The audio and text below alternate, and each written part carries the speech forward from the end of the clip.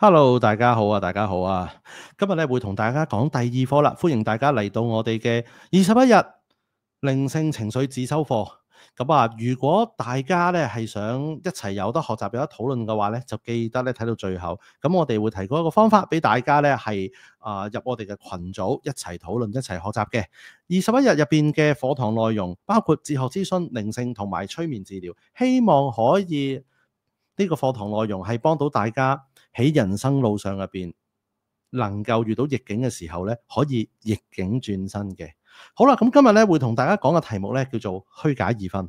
咁喺講之前咧，我想先問下大家喺人生入邊咧，你有冇試過俾人哋話你，哇，你個人咧好二元對立啊？嗱，如果你係身心靈界別嘅朋友咧，呢句說話就唔陌生嘅。OK，哇，好二元對立啊！你個人好二分啊！其實簡單啲講就係，哇，你個人好非黑即白啊，係咪易明啲啊？咁非黑即白，我想問下大家，你覺得有冇錯先？嗱，首先我哋真係要諗下個非黑即白係咪真係一定唔好先？嗱，唔好嘅大家可以諗到好多，係咪？咁但係係咪真係完全唔好咧？咁又到底乜嘢叫做二分？乜嘢叫虛假二分咧？咁大家咧就俾心機啲上堂啦。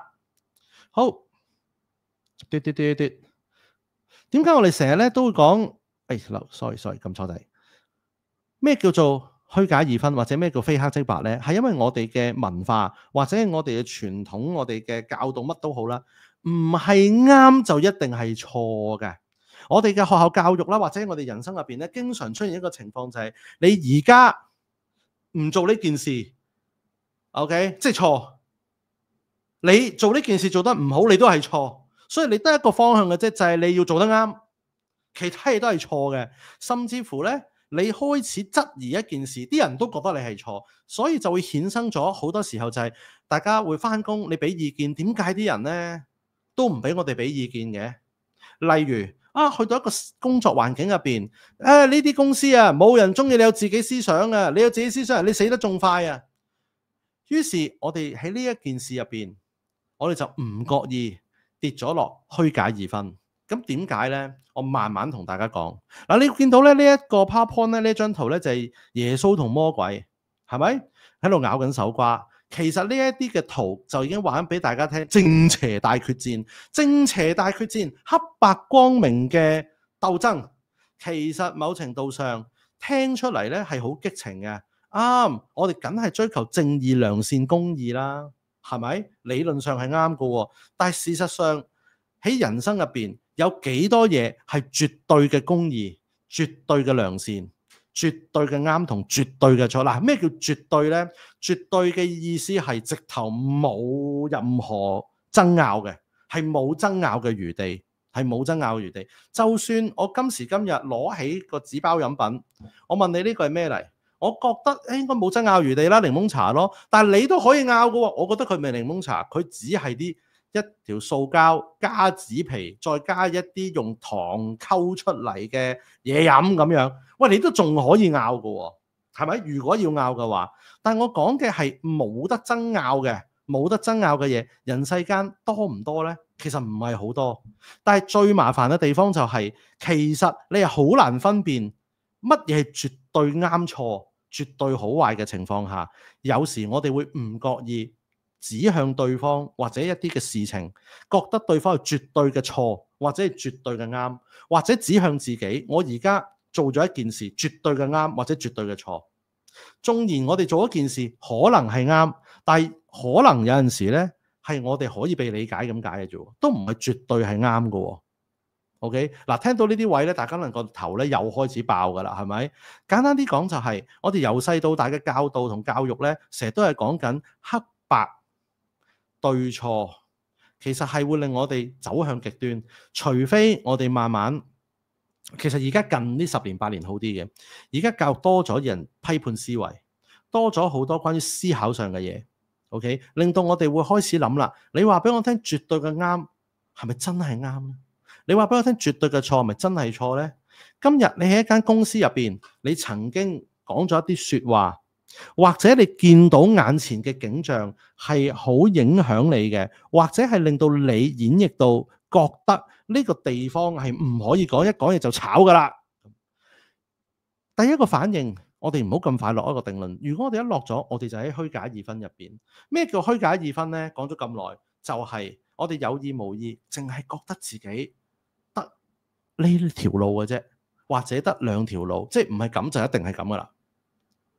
嗱，大家反思一下，喺我哋遇到人生嘅問題，或者而家我哋好多唔開心嘅嘢入邊，有冇有意無意地好快速咁樣就覺得，唉，冇噶啦，呢間公司佢一表達自己就俾人炒。嗱，我見到朵靚二化蘇都係咁樣俾人炒晒。我想同大家分享一個故事，就係咧，小弟咧曾經喺一個社福機構入邊做嘢。咁嗰個社福機構入邊咧係好 mean，但係嗰種 mean 係極度不合理嘅。咁係一個宗教背景嘅機構，咁佢咧好興講一樣嘢，就係你一同佢講勞工假咧，其實明明寫咗你要放假，佢就會同你講你服侍神噶嘛。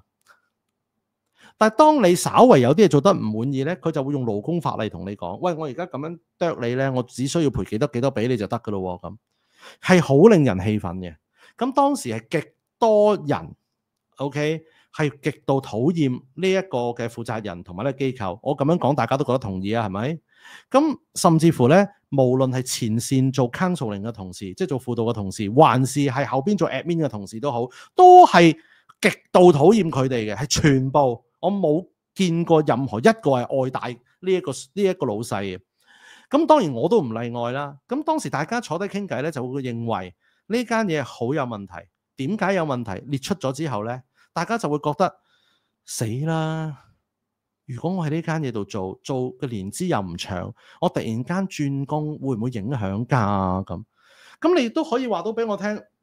如果你本身譬如做一份工係可能需要你做得半年啫，你突然間轉工出去，人哋會問㗎嘛？點解你做半年就唔做？啱唔啱啊？因為覺得你可能時間好短。咁但係有一啲做咗3年5年嘅都驚喎，都覺得喺出邊好似好難揾食喎，導致佢哋繼續喺度捱咯。咁佢哋就係可能跌咗落，可能跌咗一個虛假二分入邊。嗱，如果佢冇講大話我嘅話，佢哋成日都係話出到去應該揾唔到咁嘅人工。OK，所以我繼續留喺度，但係佢繼續鬧。原因係咩呢？係因為佢覺得我一係就喺度捱，繼續俾人無理對待。一係咧，我可能就會捱餓，因為我出邊揾唔翻呢一個人工。OK，呢個就係虛假二分。咁可能你會話唔係，咁佢都要睇個市況噶嘛，睇好多客觀因素噶嘛，啱啊。但係當一個人咧，佢跌咗落虛假二分入邊咧，佢會揾咗好多因素，所謂嘅客觀因素咧，其實可能都係好主觀嘅。例如其中一個同我講，佢話：唉，好難揾啊，出邊咁啊，真係好難揾嘅。但係你揾過未先？未？咁你有冇出去睇過人哋嗰啲嘅招聘啊？我寄咗啊，冇回音啊。另外一個咁講，我問佢冇回音，咁你寄咗幾多封啊？send 咗2個電郵咯。咁我話你 send 咗2個電郵冇回音，你點可以覺得出邊就唔俾回音你咧？好啦，最抵死係咩咧？後來我出去了解咗個行情之後咧。OK， 了解咗行情之後，我發現出邊人工係高過呢間公司嘅。OK， 咁好啦，嗱，呢個第一 part， 第二 part 就係人人都覺得佢好差，人人都因為覺得間公司好差，待遇好有問題，於是咧大家跌咗落虛假二分，就會覺得我一係咧就唔俾心機做放撇 ，OK， 一係咧，因為點解咧？唔放撇，你好積極做，你都會俾人鬧嘅，我都試過。咁但係我有一日咧就突然之間喺度諗，突然間喺度諗，我有冇辦法可以脫離呢一個無限 loop 咧？咁我就好嘗試，縱然我認為唔合理嘅待遇下咧，我做多咗少少嘢，我就點咧？我就走去話呢個例子唔好，應該咁講。我舉一個例子就係，我喺嗰個嘅社福機構入邊咧，有一個人，有一堆人啦，咁佢哋係成日都好唔開心，好憤世嫉俗咁樣嘅，嗰啲服務對象嚟。咁我就嘗試去撩佢講嘢，我就話：喂，可唔可以傾下偈啊？咁跟住佢成日都唔理我，成日 ignore我。咁我又跌咗落我嘅虛假二分啦，就係我立心去做好一件事，然後佢唔睬我，咁即係我做得唔好啦。因為我做咗佢唔睬，就一定係等於我做得唔好啦。嗱，呢一個係我哋琴日講嘅小前提啦，一個演繹啦。咁但係喺你今日講嘅虛假二分就係，我見到眼前嘅事，我唔去諗另外一啲可能性，我可能係有意唔去諗，OK，亦都可能係冇意識地，即係可能我覺得我諗咗，但係其實我冇正式去諗過嘅。我覺得我真係好廢，直至到有一日，我喺度諗，我點解成日要人哋同我好 friend 咧？點解我成日要逼人哋做到我一定要佢做到嘅嘢嗰個標準咧？咁如果佢做唔到或者唔肯做，我咪好辛苦。於是有一日我就行埋去，佢就已經想嗌我走開啊。咁我話：你唔使啊！我話我想企喺度同你即係喺呢度，大家你有你睇個海，我有我望海啊咁。我就齋企，乜都唔做。於是者過咗2-3日之後，我真係放低咗我自己嘅諗法，佢哋就主動埋嚟同我傾偈啦。嗱，我唔係想帶出嗰啲咧咩放低執着嗰啲，我唔係。我嘅意思係我放低嘅係我唔再虛假二分，我唔再非黑即白，我唔再咧一個感受一嚟到，個情緒一到，我就即刻覺得我唔係咁就已經係咁。所以今日我講個虛假二分咧，我想問下，其實非黑即白有冇錯先？非黑即白會令我哋好辛苦，而最痛苦嘅地方係咩呢？係我哋唔覺自己非黑即白，我哋覺得我哋眼前嘅批判可能係已經係最客觀嘅啦，因為有感受嘛，係咪？但係我今日想帶出嘅就係，當你覺得嗰個地方真係好差，或者你喺一個工作環境或者家庭環境入邊，你覺得你冇得選擇，我想請你諗一諗，停一停落嚟，係我哋唔想選擇，還是真係冇得選擇？乜嘢叫做喺影片前邊講嘅絕對嘅二分？咩叫啱？咩叫錯？就係